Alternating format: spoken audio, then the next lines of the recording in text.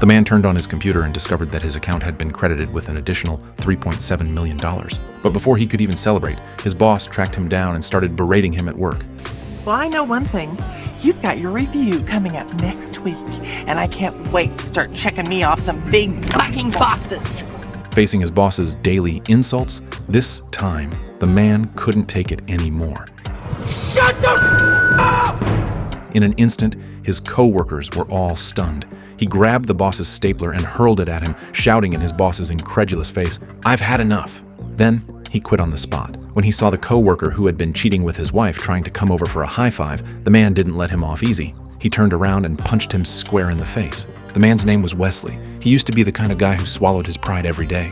Even when his co-worker was sleeping with his wife, he just pretended not to know. But Wesley's father, Cross, was a top-tier assassin, though Wesley had no idea. Cross had abandoned him when he was just a kid. Then, one day, Cross was ambushed. He rushed toward the elevator, not to escape, but to build up speed.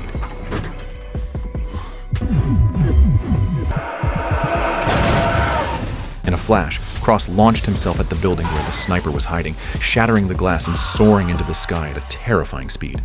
But Cross drew his pistol and ended the man's life with a single shot. He then turned his gun on the other snipers, taking out 3 more before losing momentum and crashing through the floor below. Before the last sniper could react, Cross was already behind him. But just then, the sniper's phone rang. Cross answered it, only to hear the person on the other end saying goodbye. He looked down and realized he was standing on a marked spot. A second later, a bullet pierced his skull. The shot came from someone extraordinary, a man in a cabin miles away, who had orchestrated the entire ambush. Meanwhile, Wesley was still enduring his boss's abuse, living a life of quiet desperation, unaware that his father's death was about to turn his world upside down. That night, Wesley went to an ATM to withdraw money, but he couldn't even get $10 out. Later, at the supermarket, the assassin who had killed Cross appeared, locking onto him. Suddenly, a beautiful woman named Fox approached Wesley and said, "Your father is dead, and the man who killed him is right behind you." Before Wesley could process what was happening, he was tackled to the ground. Fox drew her gun and exchanged fire with the assassin, terrifying Wesley. He tried to run, but Fox yanked him back. She quickly assembled a weapon and took aim.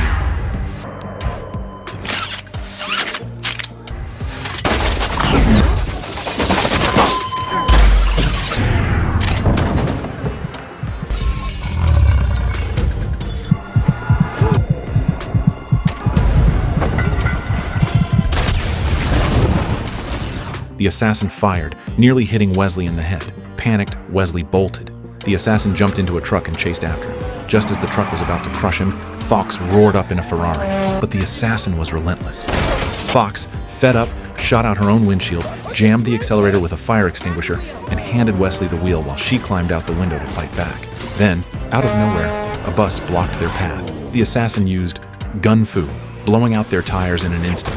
Police had already sealed off the area. Fox scrambled back into the car, performed some wild maneuvers, and finally lost the assassin.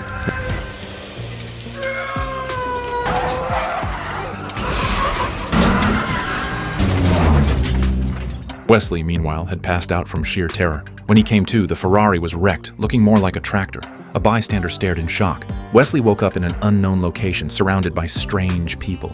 He tried to escape, but Fox blocked his path. Then, a man named Sloan approached, wordlessly handing Wesley a gun and ordering him to shoot the wings off a fly. Confused, Wesley hesitated until he felt a gun pressed against the back of his head. The man behind him coldly stated, "If you don't do it, I'll kill you." Wesley's stress maxed out. He grabbed the gun and aimed.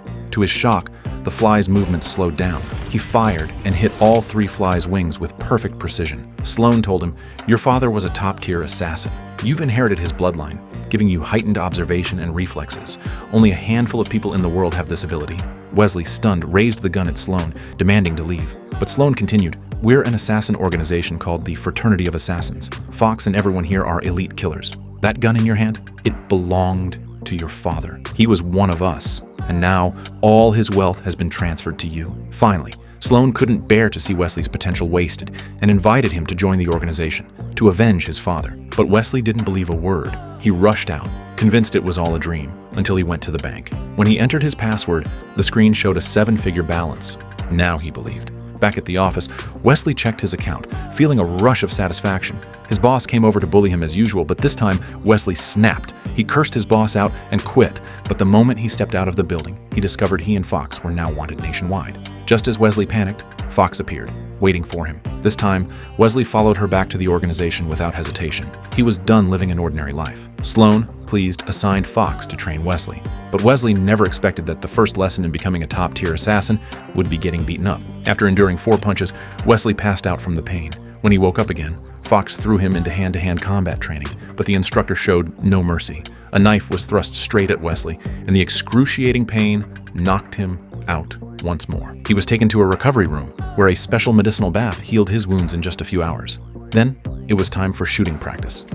Fox placed a pig in front of the target and ordered Wesley to shoot the target behind it. Confused, Wesley hesitated until Sloan stepped in. With a flick of his wrist, the bullet curved around the pig and struck the target dead center. Wesley was stunned. Sloan simply said, "Let your instincts guide you." Next, Fox took Wesley to a reaction training ground, where he was told to grab a shuttle flying at high speed in a weaving machine. Wesley tried and failed over and over. The relentless torment pushed him to the brink of giving up. Sloan noticed and took him to a room where his father, Cross, had once lived. Wesley was shocked to find the room decorated exactly like his own. He realized, even after abandoning him, his father had been watching over him in secret all this time. Then, Sloan revealed the identity of his father's killer. His name is Cross. He was once a member of the fraternity of assassins, but he betrayed the organization. He ambushed and killed your father on a rooftop. Sloan handed the room over to Wesley. Overwhelmed with grief and rage, Wesley finally made up his mind. He would avenge his father. From that moment on, Wesley trained harder than ever. In his spare time, he studied every recorded assassination Cross had ever performed, knowing that to kill Cross, he had to become just like him. Then, he made a shocking discovery. Cross had never failed a kill, except for the one that took his own life. Wesley's skills improved rapidly. His instructors could no longer keep up with him. He caught the high-speed shuttle in the weaving machine with ease. And with Fox's help, he finally mastered the deadly art of gun fu. Pleased, Sloan brought Wesley to a special weaving machine, one that could predict the identities of people about to commit evil acts. The fraternity of assassins relied on it for their missions, interpreting its patterns to eliminate targets and maintain world peace. Wesley received his first assignment, kill a man named Robert. Fox took Wesley to the location, but when he saw his target, he hesitated. Could he really kill a stranger he knew nothing about? Then he remembered Fox's words. Killing one evil man might save 1,000 lives. Wesley made his move and completed the mission flawlessly. Eager to go after Cross, he demanded his next assignment, but Sloan stopped him. Not yet. Wesley had no choice but to take on a second mission. This time, the target was behind bulletproof glass and taunted Wesley when attacked. Wesley wasn't about to back down. He spotted a weakness. The target was smoking a cigar, with the skylight open for ventilation. With Fox's help, Wesley executed a high-stakes maneuver, muttering as he worked. I'm sorry. That night, Wesley stopped to rest by the roadside, only for Cross to suddenly appear. When Cross drew his gun, Wesley dove behind a car and fired back, but Cross vanished in an instant. Determined to avenge his father, Wesley gave chase with other assassins from the organization close behind. Cross shot Wesley in the arm, and when he woke up, he was back in the recovery room. This time, Wesley found something in his wound, a bullet casing, one of Cross's signature trackable rounds. It was a taunt, a trap, set just for him. Despite Fox's reservations, Sloan finally gave Wesley the mission to kill Cross. Fox was assigned a separate task, leaving Wesley to track down the bullet's origin alone. He found Pequarski, the man who made the ammunition. Pequarski bolted the second he saw Wesley, but before Wesley could chase him down, a gun was pressed to his own head, until Fox arrived just in time to save him again. Pequarski, sensing the danger, agreed to lure Cross out.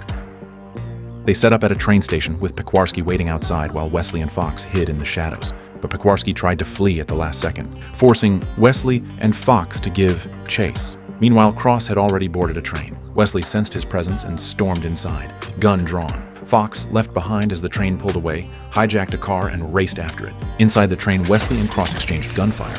When an innocent passenger got caught in the crossfire, both men used gun fu to avoid hitting him, terrifying the poor bystander. Fox caught up, ramming her car into the train to reunite with Wesley. Cross tried to take her out, but Wesley blocked him. As the train entered a tunnel, the exposed car was crushed into the train, causing a malfunction. The moment the train emerged from the tunnel, it derailed over a gorge. The passengers screamed in terror as the rear cars plunged into the abyss. After the train car slammed into the mountainside, one compartment snapped off and plunged into the abyss. Then, one by one, The rest of the rear cars began to break apart. Wesley barely managed to grab onto the last car, only for it to jolt violently, sending him tumbling into the void. At that critical moment, Cross appeared and caught him. Seizing his chance, Wesley drew his gun and fired at Cross. But as their car began to fall, Cross fought with every ounce of strength to pull Wesley back inside. The car crashed and lodged itself between the cliffs of the gorge. Wesley struggled to his feet, gun still aimed at Cross. For the first time, Cross had a chance to speak. Everything Sloan told you was a lie, and you're my son. Before Wesley could process the words, dead. Then Wesley spotted Fox inside the car. She confirmed Cross's words. It had all been Sloan's trap. Sloan had exploited the fact that Cross would never kill his own son, pitting Wesley against him. Fox dropped another bombshell. Your name appeared on the loom, too. Sensing the danger, Wesley shattered the train window with a gunshot and leapt into the abyss below. Luckily, a river broke his fall, saving his life. When Wesley woke again, he found himself in the healing bath. Pequarski had rescued him. Staring at photos in Cross's home, Wesley finally accepted the truth. Pequarski revealed everything. Cross had tried to keep Wesley away from Fox and Sloan's fraternity of assassins, hoping he'd live a normal life. That's why he'd abandoned him as a child. Then, Pequarski pulled out a mission slip Cross had found by accident. When Wesley decoded it, Sloan's name was on it. Turns out, years ago, Sloan had begun forging assassination targets for his own gain. The loom had predicted Sloan's betrayal long before, but Sloan had framed Cross, turning the entire organization against him. Cross, cornered, had no choice but to betray the fraternity. Wesley looked out the window and saw his own home across the way. His father had been watching over him all along. The realization crushed him. In a hidden room, Wesley found a notebook, a detailed plan for destruction. His father's final wish. Now, it would be his revenge. Without hesitation, Wesley stormed the fraternity's base in a truck, but Sloan was waiting. A horde of assassins swarmed him. Wesley popped open the truck's cargo hold, unleashing 1,000 rats, each strapped with a bomb. The rodents scattered through the base as Wesley took cover beneath the truck. Boom! The timed explosives detonated, reducing the entire facility and the loom to rubble. Wesley charged inside, gun blazing.